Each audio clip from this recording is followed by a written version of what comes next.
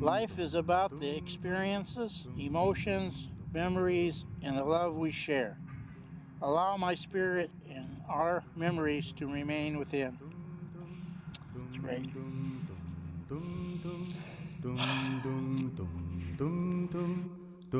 I am sitting here wanting memories to teach me to see the beauty in the world through my own eyes. This was a film that started out on my dad and his weight and me trying to save his health and fearing for his own life. Good morning. Oh, good morning, Scott. How's it going? Good. I'm just going to put my shoes on right now. Okay. And then I'll be ready in a few minutes, okay? Okay. Okay, good morning, Mom. Good morning. So, how do you feel about Dad's first visit to the doctor today? I'm excited. Do you mind if I video you putting your shoes on? No, it's okay. It's fine. It's a little awkward because I got an extra couple pouches here. And I always avoided the mirrors, you know, because of my weight. Okay. And, excuse me for a second. And, now I got two big mirrors in front of me. So, I have to see myself. And, of course, I don't like what I see, but that'll all be changed after today. He's been through so many different diets before that, you know, I'm always hopeful. I've never lost faith that one of these days I'm going to see my husband looking like he did the day we got married, which was 30 years ago. You're nervous about seeing the doctor? Yeah, a little bit. What do you think the outcomes are going to be of the physical? Well, I hope things are okay, because at that much weight, you know, he's really a time bomb ready to explode. And this just the last year, I've been, my blood pressure went up high. I've been on the borderline all these years, and it finally caught up with me, and I'm getting these headaches. I went in and checked it out, and sure enough, it was quite high. So now I'm on blood pressure pills. So I thought, well, I better start to do something about it. And now I am. It's good that he's reached that point where he, you know, wants to go to the doctor and find out if everything is okay inside. Mm-hmm. Because he's carrying the most weight he's ever carried. We'll go over and weigh ourselves. We'll weigh myself at the post office because there's no scale. I hit 360. There's no scale. They don't, doctors or regular scales that go up that high. So I have to go to the post office. Mm-hmm. And I met. Hi. Hello. Hey. I'm Dr. Sanders. Dave. Nice to meet you. That's my son Scott. Hi. Hello, Scott. Nice to meet you too. Hi, Miguel. I just was sort of concerned because I'm 56 years old and I'm huffing and puffing and I'm getting these strains in here in my chest, you know. And certainly, there's no question that you're significantly overweight, and that has a significant effect on your longevity unless you correct it. Your likelihood to live long. yeah. His waistline probably at the time that we met was a 34.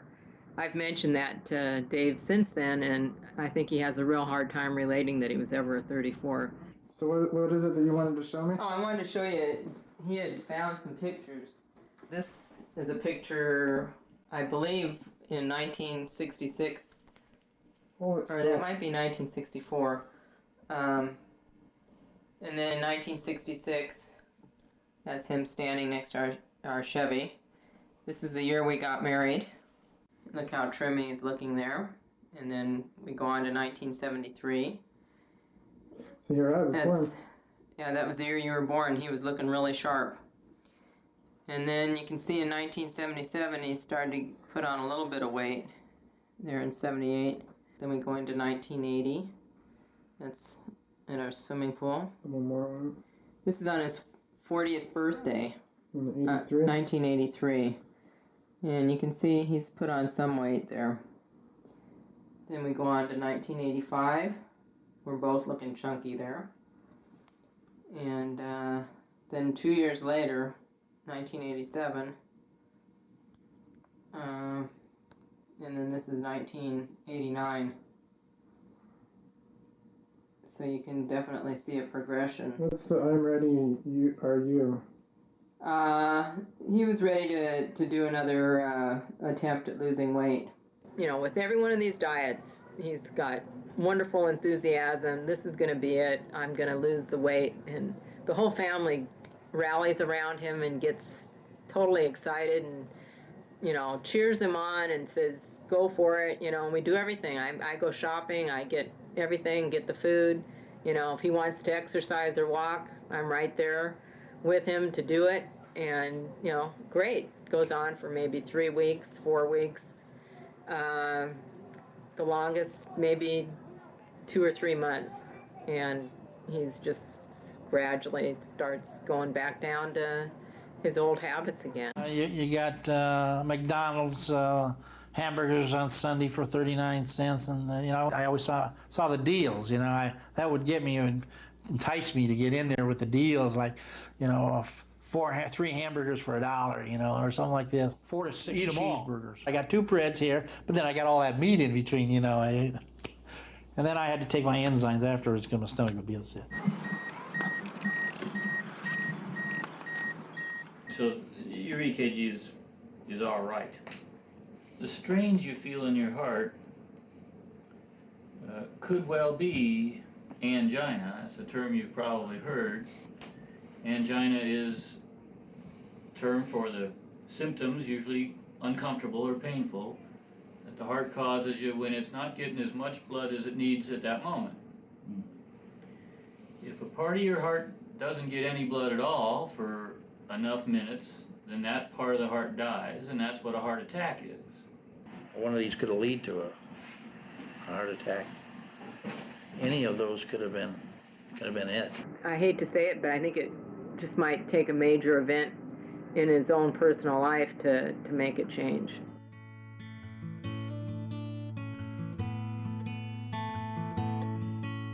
So I want you to fill me in on what you've been up to since August. Yeah, time passed so fast. All of a sudden, I got released from my job. Well, there is a reason I'm sitting here today. I'm normally behind the camera, so I'm sitting here because things have changed a little bit. And my head would show how things have mainly changed. I mean, I'm probably gonna go through into a lot of this later, just talking about it. But I mean, I was working and had some headaches, and long story short, I had brain surgery in September. And was diagnosed with a brain tumor. They found out the brain tumor was malignant, so it's basically brain cancer. And for 6.5 weeks, I had a radiation and lost most of my hair except for a patch. Yeah. So I had this kind of goofy little haircut going on right now. Like an Indian. But thanks. Yeah. What kind was it again? It was a. It's called glioblastoma multiforme, or GBM. It's basically brain cancer. It's an astrocytoma grade 4. There's 4 different levels, 1 through 4 for astrocytomas, and I have grade 4, which is the worst kind you can get. So if you're going to get it, you might as well get the worst kind, I guess. We were in the hospital after his first operation. He just, maybe the next day after his operations, the doctors come in. There's 4 of them. I can still see them standing there right beside the bed and saying, well, he says, we didn't get it all out because you would have been a vegetable. But we got pretty much about 60, 70% out. But I said, if we went in there anymore, we would have had a vegetable. And Scott said, oh, no, he didn't want that. He says, but they are, he says, this is a fast-growing tumor, we don't know if it's going to be staying still or growing. So he says, okay, come on, tell me the truth. How long do I have to live? And he's sitting up in his bed with all these bandages on his head. And they were all quiet. They didn't say anything. And Scott says, come on, tell me. I want the truth. They said 8 to 12 months. Anyway, they said 8 to 12 months. And he just looked at us. He says, I'm too young. I got too many things to do. But he says, damn it. He says, I'm going to beat this. I'm going to beat this thing. You watch and see. By doing the film, it's probably going to be pretty therapeutic to do it. That's Yeah. kind of an idea of mine, too. I figure I'm trying to rid myself of a tumor, and you're trying to rid yourself of your weight, you know? Yeah. I don't know. We both have some kind of a disease in a way. Yeah, Sort of. this is true. This is true. Yeah.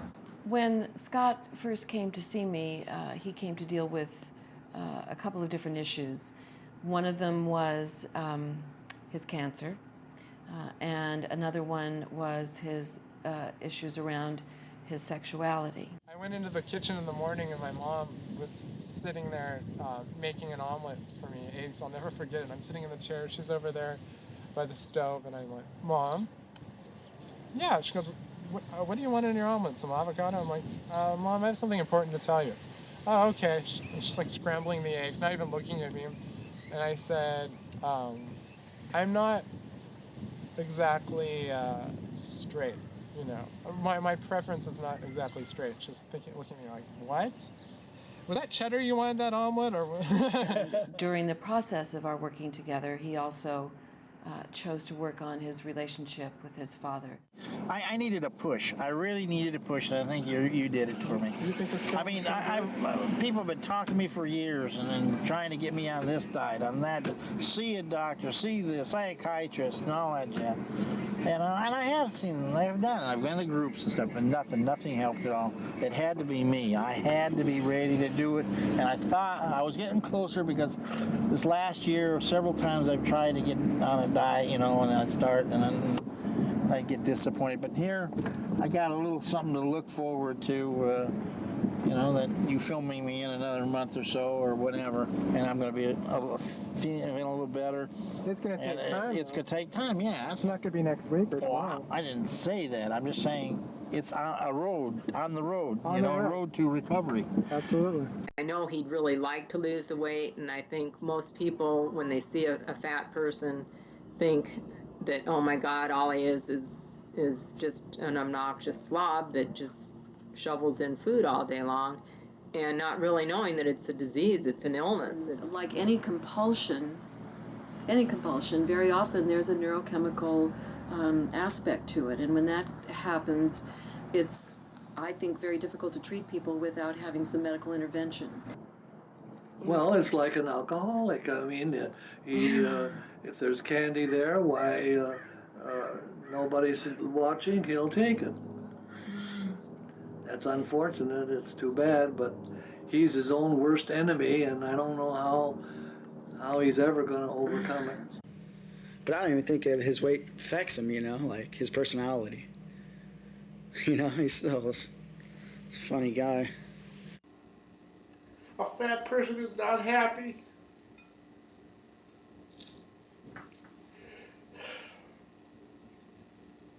Fat person hurts a lot inside. Might as well let everybody know now.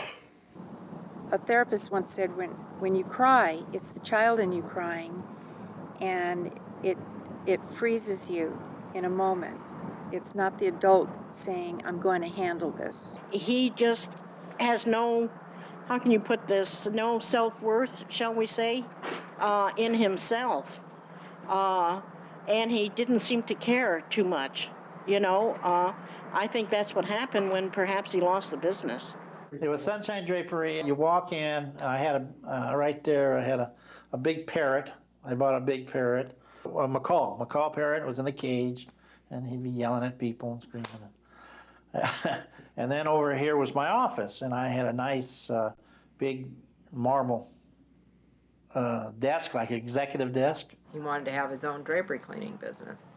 He was in business with my father, but he had dreams of something bigger and expanding, and so he did that. The downside of that was the financial aspect of it. It's wonderful to have these dreams and go for your goals, but you also have to have a business part involved where you have a plan laid out. And the fourth year my business failed. I had to put bankruptcy. I had all this machinery, 80,000 I borrowed from my in-laws and I borrowed from my mom and dad to get in the business. That hurts me to this day. I'd like to have a man that brings in income. I'm not asking for somebody that's bringing in six-figure income, but just has something that's stable, 40 hours a week. For many years, she has been the sole earner in the family. Dave has held many different jobs, but never made really enough money to pay for all the expenses of the home. At least I'll lose weight not eating. Plenty of water, I'll have plenty of water. I know he's attempting it. He's applied for he's, looking more now into that situation. And does my gut say, will it happen? I'm hoping that it will happen. Will I continue to be in a situation like this in the future? That's something for us to just see.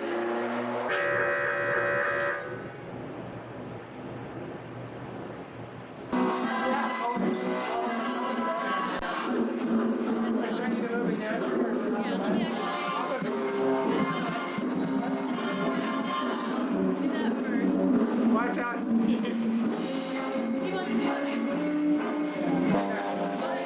With a real blast here. Literally.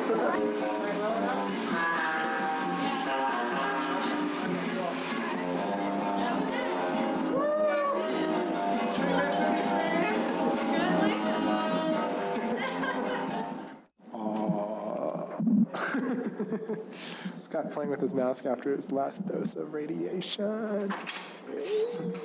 Miraculously, you've been one that has developed to be a very strong person to deal with this situation. And I'm just so admirable of your dealings with it. And, you've just taken the bull by the horns and said, God damn it, I've got this thing, but I'm going to fight it and I'm going to win. And I truly believe you are. And we've been going to radiation, to chemo, to a lot of stuff.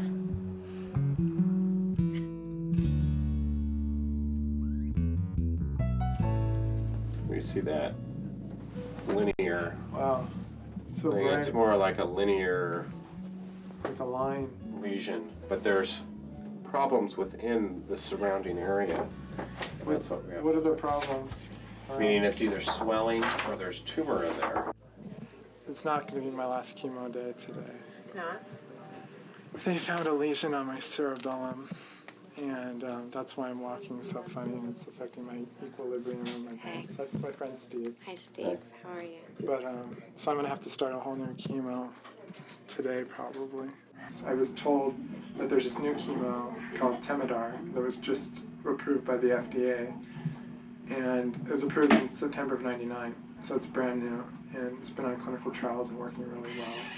And he wants me to try that combined with Accutane, and I might even start that today. And I was just this close, and now I can't move into my own place, and I can't have a job right now, so I'm just going to focus on my film. Where are you going to stay? I'm going to move in with my parents. My brother's moving out.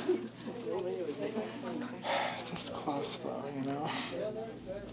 But I still want my treatment today, so. Good. And I'll be back to get treatments, yeah, so. I'm being challenged these days, I'll tell you that. It's like the Indy 500, huh? It sure is, yeah. It's okay. You're in the best car. I hope so. And you got good sponsorship. Ain't that the truth?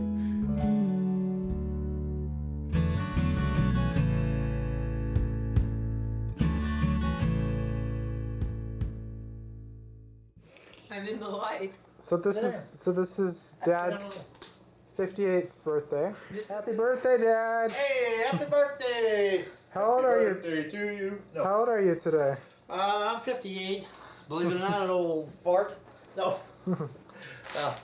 My wife and I just celebrated my 58th birthday with Corbel champagne. So how do you feel about all this? About what? His birthday? His He's an old man. His birthday and you guys splitting up and everything. Well, I actually think it's going to be a positive thing. And, at this point, it's nice to see that the two of us have agreed that we're going to be friends. We've been married for going on 32 years. 32 years. Jeez. Happy birthday to you. Come on, Mark. Happy birthday to you. Happy birthday, dear Dad. Happy birthday to you. What are your plans for your anniversary this year? I don't have any plans for our anniversary. No, well, I always surprise her on her anniversary, so you never know. We'll see. So we're going to be moving like in another month. Sue is being very clear that she's already on her way out, and Dave is just not hearing it, and it's painful. And part of what I think happens is that if somebody is in denial, they're not present.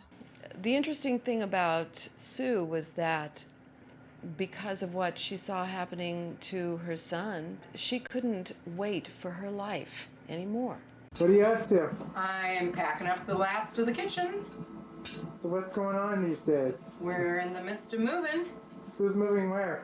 Well, you and Mark and I are moving to Huntington Beach, about a mile from the beach. And Dad is moving, I'm not sure where, I think to Fullerton. He's coming, but I don't know how happy about living over here. Dad, I gotta talk to you for like 2 minutes. Come here. My feet are killing me. What do you want? So how do you feel about this whole split right now? Well, it'll probably hit me later. So. How are you right now? Dad, come here. I'm not doing too good, okay? Okay. I'll talk to you later. Okay.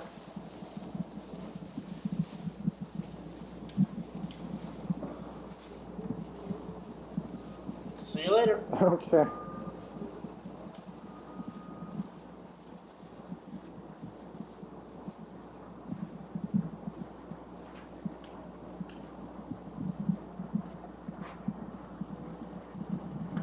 Hi, Mom. Hi, Scott. Where are we going? We're going to see Dad's new apartment. Any thoughts? Well, probably thinking it's a very small little place, but it'll probably be fine for Dad. Yeah. And I know he'd like us to see what it looks like. He's fixed it up. So that's where we're off to. How do you think he's doing these days? Sounds like he's doing good. How are you holding up these days? I'm doing great.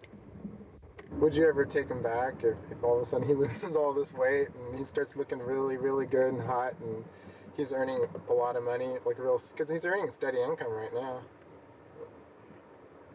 I don't know, it's just that the pattern has been so up and down for so many years. It's just, I don't think I would. I really don't. I'd be afraid that it would fall right back to how it's always been, and I don't want to be hurt. We're at Dad's place. There we are. Yeah, How much have you lost so Before far? 60, I'll be really thin. I'm not going to come do this again. How much have you lost, Dad? 45 pounds so far. How do you feel? I think it's going to slow down now. I've been losing a lot, but I think because last week I only lost 2. So I think it's slowing, it's evening out. But I'm not going to discourage even if I don't lose anything in 1 week. How do you feel? I feel great. Oh my gosh, look at the size of this microwave. That's how Dad's been losing weight. He can only put so much food in the microwave. One of the key issues right now in this film is tying my father's and my stories together. We've both gone through so many things, and it feels like, at least through my own intuition, that we're going to both end up on a positive level, wouldn't you say? All that you have is your soul. what happened the last time you and I went up to Dr. Clausius and we got the MRI results? What do you remember? I remember Dr. Clausy being real happy and looking at the MRI and amazingly, your new tumor was 90% gone. How'd you feel when you heard that? Oh, I was thrilled, you know, and you've been seeing a healer, and I know that he's just been doing amazing things. I think a combination of, my feeling is it's a combination of your treatments, your healer, and of course the biggest part is your attitude. You've got such a positive attitude, which I've said numerous times. Attitude has a whole lot to do with it. I think your mother is a very positive influence in your life. You know, because she's definitely there for you. It's really, really great to see how you handle it. And, you know, Dad attempts to handle things that way. It's just that his consistency doesn't continue. So there's where the difference lies. If you're going to do something, you got to give it 100% and just continue to give it 100%.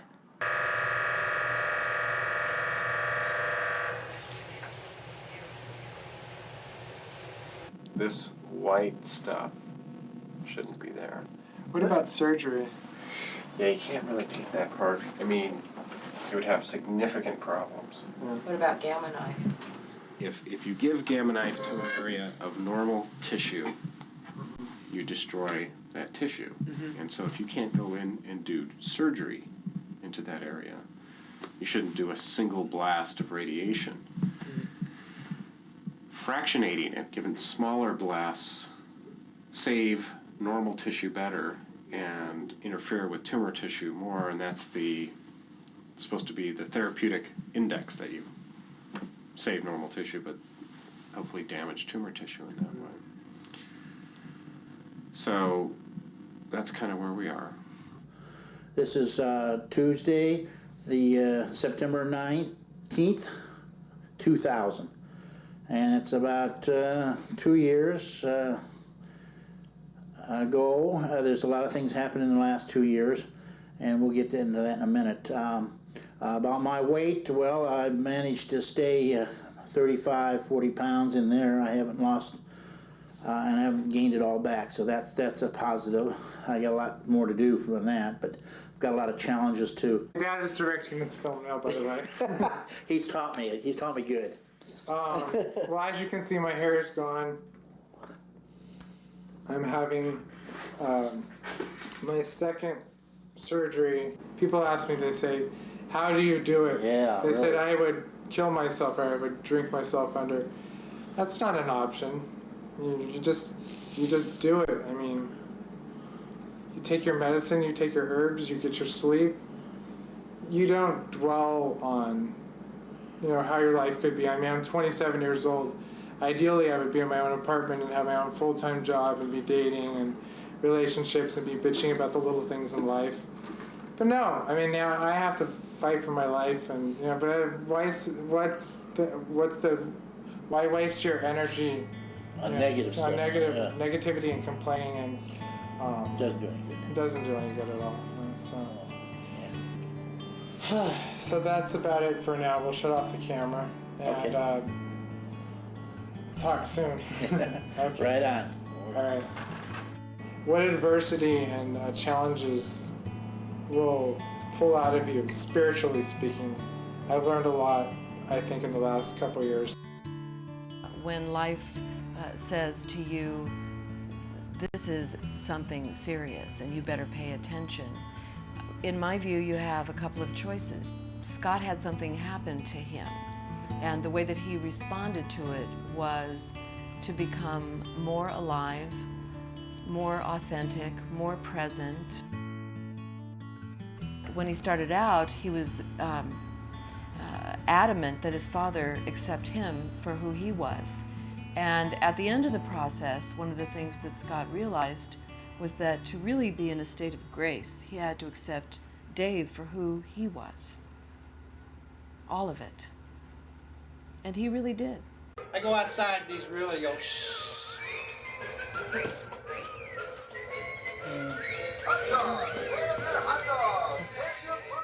think it started out that he was just so upset with how his father was, you know, and he saw him in a self-destruct mode, that he thought, you know, maybe if I put him on a program and, you know, had him go to a doctor, supervise his weight loss, that he would be able to get motivated and do something. But, you know, shortly after he started the film, he was diagnosed himself with the brain cancer. And he realized, you know, you can't change somebody else, you know. So that's where the turn in the movie took place, and he named it Mind Over Matter, A Spiritual Journey. Second operation that he had, the doctor said it didn't look good because it was back on his spine. He'd be a vegetable. They only took 40% out. Started with 3 days of surgery, postponement, finally surgery. Then I woke up one morning in ICU in the most intense pain of my life. They always grade pain 0 to 10. I had an 11. Apparently I had meningitis. I slept for a day or so.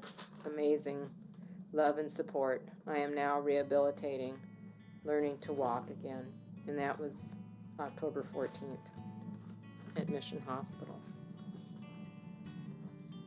I had gotten a call from Sue, and she told me that she didn't think that Scott had much time, and that if I wanted to come see him, I should come see him. When I got to the hospital, I saw Dave sitting all by himself. He wasn't with the family. He wasn't in the room with Scott. He seemed upset, which of course I could imagine he was, but it was awkward and difficult. And there was a moment where I didn't know how he was going to react to me, how he was going to interact with the family, but that moment passed and he came into the room, and really at that point it was just about Scott. And all the rest of the stuff didn't matter. The doctors telling us that, you know, he's got a good heartbeat. You know, he's strong. He's fighting it. They said he's trying to fight it to stay alive. And he says, but once you take the machine off, he's going to go. You know, he says it's up to you, whatever you want to do. And so we talked it over. All three of us. Mark was in their room too. We decided to let him go. You know, but Mark talked to him and said, Scott, we've taken care of everything for you, Scott. Let go. It's time for you to let go.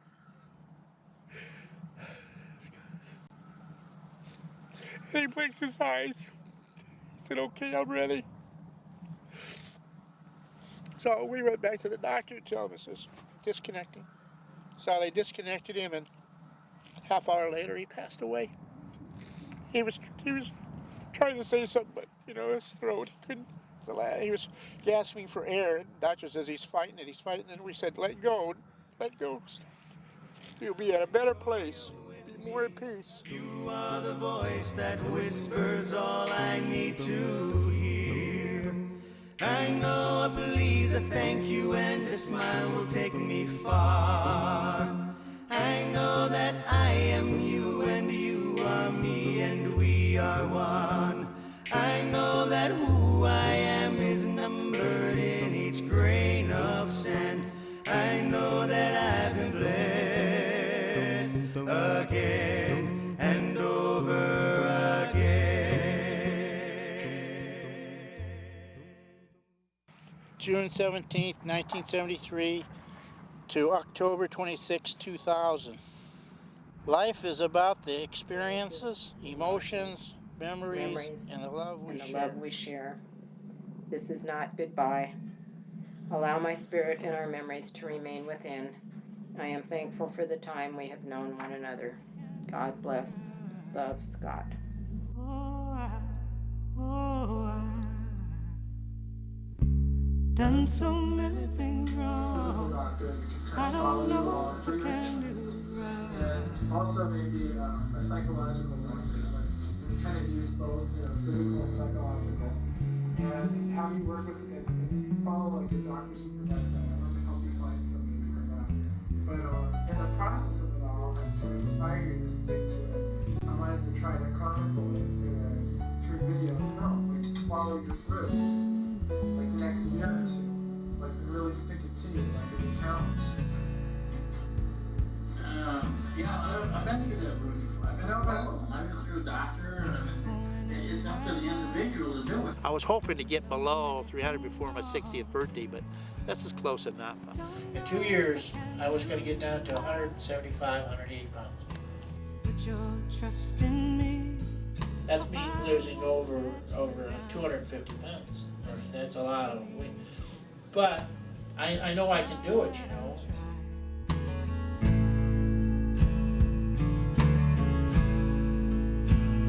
See, it's been a hard road. What's going on? We are beginning the big walk. Might lead you down the path to ruin. Had a hard life. Just sing it so he'll understand. Oh, right now, doing the best I can. Oh, at this point in my life. At this point in my life.